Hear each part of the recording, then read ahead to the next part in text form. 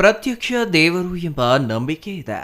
ಆದರೆ ಅದೇ ನಂಬಿಕೆಗೆ ಇಂದು ಕಪ್ಪು ಚುಕ್ಕೆ ತರುವ ಕೆಲಸವೊಂದು ಗೌರಿಬಿದನೂರು ತಾಯಿ ಮಕ್ಕಳ ಆಸ್ಪತ್ರೆಯಲ್ಲಿ ನಡೆದಿದೆ. ವೈದ್ಯರ ನಿರ್ಲಕ್ಷ್ಯದಿಂದ ಬಾಣಂತಿ ಮೃತಪಟ್ಟಿದ್ದಾರೆ ಎಂದು ಆರೋಪಿಸಿ ಬಾಣಂತಿ ಶವವನ್ನು ತಾಯಿ ಮಕ್ಕಳ ಆಸ್ಪತ್ರೆ ಮುಂದಿಟ್ಟು ಪ್ರತಿಭಟನೆ ನಡೆಸಲಾಗುತ್ತಿದ್ದು, ವೈದ್ಯರ ನಿರ್ಲಕ್ಷ್ಯ ಈ ರೀತಿಯಲ್ಲೂ ಇರಲಿದೆಯಾ ಎಂಬ ಆಕ್ರೋಶ ಸಾರ್ವಜನಿಕ ವಲಯದಿಂದ ಕೇಳಿಬಂದಿದೆ. ತೀವ್ರ ರಕ್ತಸ್ರಾವದಿಂದ ಚಿಕಿತ್ಸೆ ಫಲಕಾರಿಯಾಗದೆ ಬಾಣಂತಿಯೊಬ್ಬಳು ಗಂಡು ಮಗುವಿಗೆ ಜನ್ಮ ನೀಡಿ ಮೃತಪಟ್ಟಿರುವ ಘಟನೆ ತಾಯಿ ಮತ್ತು ಮಕ್ಕಳ ಆಸ್ಪತ್ರೆ ವೈದ್ಯರ ನಿರ್ಲಕ್ಷ್ಯದಿಂದ ನಡೆದಿದೆ ಎಂದು ಮೃತರ ಪತಿ ರಾಜೇಶ್ ಮತ್ತು ಗ್ರಾಮಸ್ಥರು ಆರೋಪಿಸಿ ತಾಯಿ ಮತ್ತು ಮಕ್ಕಳ ಆಸ್ಪತ್ರೆ ಮುಂದೆ ಬಾಣಂತಿಯ ಶವವಿಟ್ಟು ನ್ಯಾಯಕ್ಕಾಗಿ ಪ್ರತಿಭಟನೆ ನಡೆಸಿದ್ರು. ಗೌರಿಬಿದನೂರು ತಾಲೂಕಿನ ಪುಲಗಾನಹಳ್ಳಿ ಗ್ರಾಮದ ವಾಸಿ 30 ವರ್ಷದ ಭಾಗ್ಯಮ್ಮ ಮೃತಪಟ್ಟಿರುವ ಬಾಣಂತಿಯಾಗಿದ್ದಾರೆ.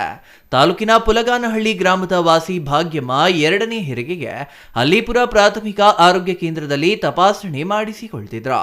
ತಾಯಿ ಕಾರ್ಡಿನಲ್ಲಿ ಭಾಗ್ಯಮ್ಮನ ರಕ್ತದ ಗುಂಪು ಬಿ ಪಾಸಿಟಿವ್ ಎಂದು ವರದಿ ನೀಡಿದ್ದು, ಹೆರಿಗೆ ನೋವು ಹೆಚ್ಚಾದ ಹಿನ್ನೆಲೆಯಲ್ಲಿ ಗೌರಿಬಿದನೂರು ನಗರದ ತಾಯಿ ಮತ್ತು ಮಕ್ಕಳ ಆಸ್ಪತ್ರೆಗೆ ಹೆರಿಗೆಗೆ ಸೆಪ್ಟೆಂಬರ್ 16ರ ಬೆಳಗ್ಗೆ 10 ಗಂಟೆಗೆ ದಾಖಲಾಗಿದ್ದಾರೆ.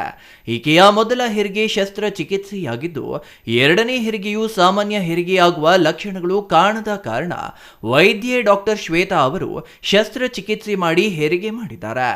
ನಂತರ ಮಗು ಮತ್ತು ಬಾಣಂತಿಯನ್ನ ಐಸಿಯುಗೆ ಸ್ಥಳಾಂತರಿಸಿ ಚಿಕಿತ್ಸೆ ನೀಡಿದ್ದಾರೆ.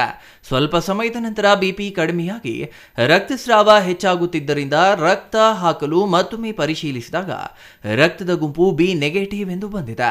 ನಂತರ ರಕ್ತ ಕ್ರಾಸ್ ಮ್ಯಾಚ್ ಮಾಡಿ ಓ ನೆಗೆಟಿವ್ ರಕ್ತವನ್ನ ನೀಡಿದ್ದು, ರಕ್ತಸ್ರಾವ ನಿಲ್ಲದ ಕಾರಣ ಹೆಚ್ಚಿನ ಚಿಕಿತ್ಸೆಗಾಗಿ ಬೆಂಗಳೂರು ವಾಣಿವಿಲಾಸ್ ಆಸ್ಪತ್ರೆಗೆ ರವಾನಿಸಿದ್ದಾರೆ. ವಾಣಿವಿಲಾಸ್ ಆಸ್ಪತ್ರೆಯಲ್ಲಿ ಬಿ ನೆಗೆಟಿವ್ ರಕ್ತ ನೀಡಿದ್ದು, ಚಿಕಿತ್ಸೆ ಫಲಕಾರಿಯಾಗದೆ ಭಾನುವಾರ ರಾತ್ರಿ 3:30ರ ಸಮಯದಲ್ಲಿ ಮೃತಪಟ್ಟಿದ್ದಾರೆ. ಬಾಣಂತಿ ಮಹಿಳೆಯ ಕುಟುಂಬಸ್ಥರು ಮತ್ತು ಗ್ರಾಮಸ್ಥರು ತಾಯಿ ಮತ್ತು ಮಕ್ಕಳ ಆಸ್ಪತ್ರೆ ಎದುರು ಮಹಿಳೆಯ ಶವ ಬಿಟ್ಟು ಪ್ರತಿಭಟನೆ ನಡೆಸಿ ಮೃತರ ಕುಟುಂಬಕ್ಕೆ 1 ಕೋಟಿ ಪರಿಹಾರ, ಮಕ್ಕಳಿಗೆ ಶಿಕ್ಷಣಕ್ಕೆ, ಮೃತಳ ಪತಿಗೆ ಸರ್ಕಾರಿ ಕೆಲಸ ಕೊಡಿಸುವಂತೆ ಒತ್ತಾಯಿಸಿ ಆಕ್ರೋಶ ವ್ಯಕ್ತಪಡಿಸಿ ಬೆಳಗ್ಗೆ 9 ಗಂಟೆಯಿಂದ ಮಧ್ಯಾಹ್ನ 1 ಗಂಟೆಯವರೆಗೂ ಆಸ್ಪತ್ರೆ ವೈದ್ಯರ ನಿರ್ಲಕ್ಷ್ಯತೆ ವಿರುದ್ಧ ಕಿಡಿಕಾರಿದ್ರು.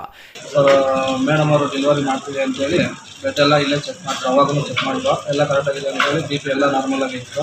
ಇದರಿಂದ ಮಾಡಿದ್ರು, ಕರ್ಕೊಬಂದೇ ವಾರ್ಡ್ ಹಾಕಿದ್ರು ಆಮೇಲೆ ಬೆಡ್ ಬೀಡಿಗೆ ಆಗ್ತಾಯಿದೆ, ನೀನು ಒಳಗಡೆ ಯಾರೋ ಇಲ್ಲ ಜಡಿಸು ಅಂತೇಳಿ ನಮ್ಮನ್ನು ಈಚೆ ಕಳಿಸಿದ್ರು. ನಾನು ನನ್ನ ಇಲ್ಲಿ ಈಚೆ ಬಂದೆ. ನಮ್ಮ ತಾಯಿನೂ ಮಗುನ ಎತ್ಕೊಂಡು ಅಲ್ಲಿ ಪೇಷಂಟ್ ಹತ್ರ ಇತ್ತು. ಆಮೇಲೆ ನನಗೇನು ಹೇಳಿಲ್ಲ, ಅವರು ಸಡನ್ನಾಗಿ ಬಂದು ಬ್ಲೀಡಿಂಗ್ ಜಾಸ್ತಿ ಆಗ್ತದೆ ಅಂತೇಳಿ ಏನು ಯಾರು ಹೇಳಿದ್ರು ಒಳಗಡೆ ಮೇಡಮ್ ಯಾರು ಇಸ್ಕೊಂಡ್ರು? ಮೇಡಮ್ ಅವ್ರಿಗೆ ನಾನು ಯಾವ ಮೇಡಮ್ ಹೆಸರು ಏನು? ಅದೇ ಆಪ್ರೇಷನ್ ಮಾಡ್ತೀನಿ. ಎಷ್ಟು ಕೊಟ್ಟಿವಿ? 7,000 ಕೇಳಿ. ಎಷ್ಟು ಕೇಳಿದ್ವಿ? 1,000 ಸೋಮವಾರ ದಿವಸ ಡೆಲಿವರಿ ಕರ್ಕೊಬಂದ್ವಿ. ಕರ್ಕೊಬಂದಿದ್ದು 2 ಗಂಟೆ 3 ಗಂಟೆ ಹಂಗೆ ಇರ್ರಿ ಅಂತಂದ್ರು. ಡಾಕ್ಟ್ರು ಬರ್ತೀವಿ, ನಾವೇನೇ ಮಾಡ್ತೀವಿ ಅಂತ. ಅವ್ರು ಇದ್ಕೊಂಡು ನಾವೇ ಮಾಡ್ತೀವಿ ಅಷ್ಟು ಅರ್ಜೆಂಟ್ ಅಂತ ಹೇಳ್ಬಿಟ್ಟು ಬರ್ಕೊಂಡು ಕೂಕೊಂಡಿದ್ರು. ಅವಳು ನೋವು ತಿಂತಾಯಿದ್ಲು. ಆಮೇಲೆ ನೋಡಿಬಿಟ್ಟು ಬಂದ್ಲು, ಬಿರಿನ ಬಟ್ಟೆ ತಗೊಂಡು ಬಂದುಬಿಟ್ಟು ಹಾಕ್ಬಿಟ್ಲು. ಕರ್ಕೊಂಡೋದ್ರು ಒಳಗೆ ಕರ್ಕೊಂಡೋಗಿ ಒಂದು ಅರ್ಧ ಗಂಟೆ 3/4 ಗಂಟೆ ಬರಲೇ ಇಲ್ಲ ಈಚಿಕೆನೇನೆ. ಮಗ ಕೊಟ್ಬಿಟ್ಟು ಅವನಿಗೇನು ಕರ್ಕೊಂಡೇ ಬರಲಿಲ್ಲ ಈಚಿಕೆ. ನಾವು ಇದ್ಕೊಂಡು ಏನಾಗ್ತೈತೆ, ಚೆನ್ನಾಗೈತೆ ಅಂದ್ರೆ ಚೆನ್ನಾಗೈತೆ ಅಂತ ಹೇಳ್ತಾ ಇದ್ಲು. ಆಮೇಲೆ ಇದ್ಕೊಂಡು ಹಾಕ್ಕೊಂಡು ವಾರ್ಡ್ಗೆ ಬಂದಿದ್ದು ಒಂದು ಅರ್ಧ ಗಂಟೆಗೆಲ್ಲ ಬೀಡಿಂಗ್ ಗೊತ್ತಾಯಿತು. ನಾನು ಕರ್ಕೊಬರಕ್ಕೆ ಹೋದ್ರೆ ಅಷ್ಟೊತ್ತು ಮಾತಾಡ್ತಾ ಇದ್ಲು ಹುಡುಗಿ ಚೆನ್ನಾಗೇನೆ. ಆಮೇಲೆ ಬಂದು ಹೊಟ್ಟೆ ಇಸ್ತಾ ಇದ್ಲು. ಯಾಕೆ ನೀನು ಹೊಟ್ಟೆ ಇಸ್ಕೋದು, ಇಸ್ಬೇಡ ಆಗ್ತಾರೆ ಎಲ್ಲ ನಾನು ಇವಾಗ ಆಪ್ರೇಷನ್ ಮಾಡಿದ್ದೀರಲ್ಲ ಒಳಗೆ ಬಿಚ್ಕೊತವೆ ಅಂತೇಳಿ ನಾನು ಬೈದೆ ಡಾಕ್ಟ್ರ್ ಅವನಿಗೇನೆ. ನನಗೇನ ಗೊತ್ತೇ ನಿನಗೆ ಅಂತ ಹೇಳ್ಬಿಟ್ಟು ಒಳಗೆ ಕರ್ಕೊಂಡು ಹೋಗಿ ಇದಕ್ಕೆ ಓಟಿಗೆ ಹಾಕ್ಕೊಬಿಟ್ರು. ತಿರ್ಗಾ ಬಿಡಲಿಲ್ಲ ಈಚೆ ಕಡೆ. ನಮ್ಮನ್ನ ಮುಖನೇ ನೋಡಿಸ್ಲಿಲ್ಲ, ಅವಳಿಗೆ ಮುಖನ ನಾನು ನೋಡ್ಬೇಕಂದ್ರು. ಆಮೇಲೆ ಸಾಯಂಕಾಲ 6 ಗಂಟೆ ಅಷ್ಟಿಗೆ ಇಲ್ಲ ಆಗಲ್ಲ ಬ್ಲಡ್ ತಗೋಬೋಗು ಅಂತ ಮಗನಿಗೆ ಹೇಳ್ತಾ ಇದ್ರು, ಚಿಕ್ಕಬಳ್ಳಾಪುರಕ್ಕೆ ಹೋಗು ಅಂತ. ಆಮೇಲೆ ಇಲ್ಲೇ ಆಗ್ತಾ ಇದ್ವಿ ಬ್ಲಡ್ ಎಲ್ಲನೂ ಚೆನ್ನಾಗೈತೆ ಏನು ಪರವಾಗಿಲ್ಲ ಅಂತ ಅಂದ್ಬಿಟ್ಟು 5 ಗಂಟೆ ಹಂಗೆ ಹೊಳ್ತೋಗ್ತೀವಿ ಅಂತ ಹೇಳ್ಬಿಟ್ಟು ತಿರ್ಗಿ ಆಂಬುಲೆನ್ಸ್ಗೆ ಕರೆಸಿದ್ರು. ನಮ್ಮನ್ನೇ ದುಡ್ಡು ಕೇಳಿದ್ರು, ಆಂಬುಲೆನ್ಸ್ ದುಡ್ಡು ಕಟ್ಟಬೇಕು ಅಂತ. ನಾವು ಕಟ್ಟಲ್ಲ ಅಂತ ಅಂದ್ವಿ. ಇಲ್ಲೇ ಮೇಲೆ ಆಗ್ತೀವಿ ಅಂತ ಫಸ್ಟಿಗೆ ಚಿಕ್ಕಬಳ್ಳಾಪುರಕ್ಕೆ ಬರ್ಕೊಡ್ತೆ ಅಂತ ನಾವು ಕೇಳಿದ್ವಿ. ಇಲ್ಲ ಇಲ್ಲೇ ಮಾಡ್ಕೊಡ್ತೀನಿ ಚೆನ್ನಾಗಿ ಅಂತ ಅಂದರು. ಆಮೇಲೆ ನಾವು ಆಯಿತು ಅಂತ ಅಂದಿದ್ದಕ್ಕೆ ತಿರ್ಗಿ ನಮ್ಮ ಹುಡುಗನ ಕರೆಸಿಬಿಟ್ಟು ಆಂಬುಲೆನ್ಸ್ ತಗೊಂಡು 4-5 ಜನ ಬಂದರು. ಡಾಕ್ಟ್ರೆಲ್ಲ ತಗೊಂಡು ಈ ಮೂತಿಗೆಲ್ಲ ಹಾಕ್ಬಿಟ್ಟಿದ್ರು. ಬ್ಯಾಂಡೇಜ್ ಥರ ಇದೆಲ್ಲ ಮೂಗಿಗೆ ಕಿವಿಗೆಲ್ಲ ಪ್ಲಾಸ್ಟರ್ ಹಾಕ್ಬಿಟ್ಟಿದ್ರು. ಅವ್ಳಿಗೆ ಹಿಂಗೆ ಇದ್ಲು. ನಾವು ನೋಡಿದ್ವಿ ಅಳ್ತಾ ಇದ್ರೆ ನಮ್ಮ ಕಡೆ ಒಂದು ಸತಿ ನೋಡಿದ್ಲು ಅಷ್ಟೇ ಅಳ್ತಿದ್ಲು.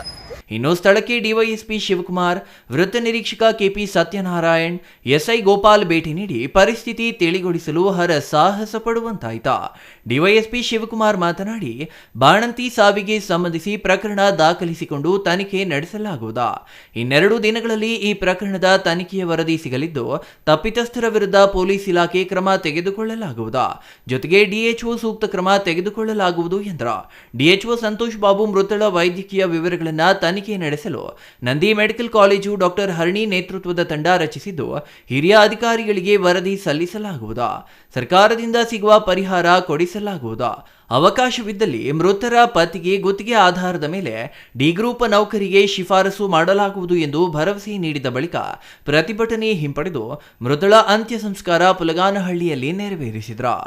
ಎಲ್ಲ ಹೆರಿಗೆಗಳಲ್ಲೂ ಸೆಕೆಂಡ್ ಟೈಮ್ ಆದಾಗ ಅಥವಾ ಬಿಗ್ ಬೇಬಿ ಇದ್ದಾಗ ಪಾಲಿಹೈಡ್ರಮ್ನೆಸ್ ಅಂತೀವಿ. ಸೊ PPH ಆಗೋ ಚಾನ್ಸಸ್ ಅಂದರೆ ಪೋಸ್ಟ್ಮಾರ್ಟಮ್ ಹೆಮರೇಜ್ ಅಂತೀವಿ, ರಕ್ತಸ್ರಾವ ಆಗುವಂಥದ್ದು. ಮತ್ತು ಅನೇಕ ಗರ್ಭಿಣಿಯರು ಡೆತ್ಸ್ ಆಗಿರೋ ಇದರಲ್ಲಿ ಮೊದಲನೇ ಕಾರಣ PPH. ಸೊ ಅದು ರಾಜ್ಯದಲ್ಲಿ ಎಲ್ಲ ಕಡೆನೂ ಆಗ್ತಾ ಇದೆ. ಪರ್ಸೆಂಟೇಜ್ ಇರ್ತದೆ, ಅದಾಗಿದೆ. ಬಟ್ ಪ್ರಿವೆನ್ಷನ್ ಮಾಡಬೇಕು ಮುಂಚೆನೇ. ಅದು ಬಿ ಪಾಸಿಟಿವ್ ಇದೆ ಅಂದ್ಬಿಟ್ಟು ತಗೊಂಡಿದ್ದಾರೆ ಇವರು, ಬಿ ಪಾಸಿಟಿವ್ ಅಲ್ಲ. ಸೊ ಬಿ ನೆಗೆಟಿವ್ ಬಂದಿರೋದ್ರಿಂದ ಬೇರೆ ಟೆಸ್ಟ್ ಜೊತೆಗೆ ಮಾಡ್ಕೋಬೋದಿತ್ತು, ಮೊದಲನೇ ಮಾಡ್ಕೊಂಡು ಕನ್ಫರ್ಮ್ ಮಾಡ್ಬೋದಿತ್ತು. ಆದರೆ ಎಮರ್ಜೆನ್ಸಿಯಾಗಿ ತಗೋಬೇಕು ಅಂತ ಹೇಳ್ಬಿಟ್ಟು ಅಲ್ಲಿ ನೋವಲ್ಲಿದೆ, ಮಧ್ಯದಲ್ಲಿ ಹೆರಿಗೆ ಆಗುತ್ತೆ ಅಂದ್ಬಿಟ್ಟು ಸಿಸರಿಂಗ್ ಮಾಡಿದ್ದಾರೆ, ತಾಯಿ ನೋಡ್ಸೋಕ್ಕೆ ಅಂತ ಮಾಡಿದ್ದಾರೆ. ಬಟ್ ಬ್ಲಡ್ ಗ್ರೂಪ್ ನೋಡ್ಕೊಂಡಿದ್ದಿದ್ರೆ ಇಲ್ಲ ಅಂತ ಹೇಳ್ಬಿಟ್ಟು ಕಳಿಸ್ಬಿಡ್ತಿದ್ವಿ ಅಂತ ಹೇಳ್ತಾರೆ. ಸೊ ಆ ರೀತಿ ಮಾಡೋದು ಬೇಡ ಅಂತ ಹೇಳ್ಬಿಟ್ಟು ಇಲ್ಲೇ ಮಾಡಬೇಕಾಗಿರೋದ್ರಿಂದ ಇಲ್ಲೇ ಮಾಡಿದ್ದೀವಿ.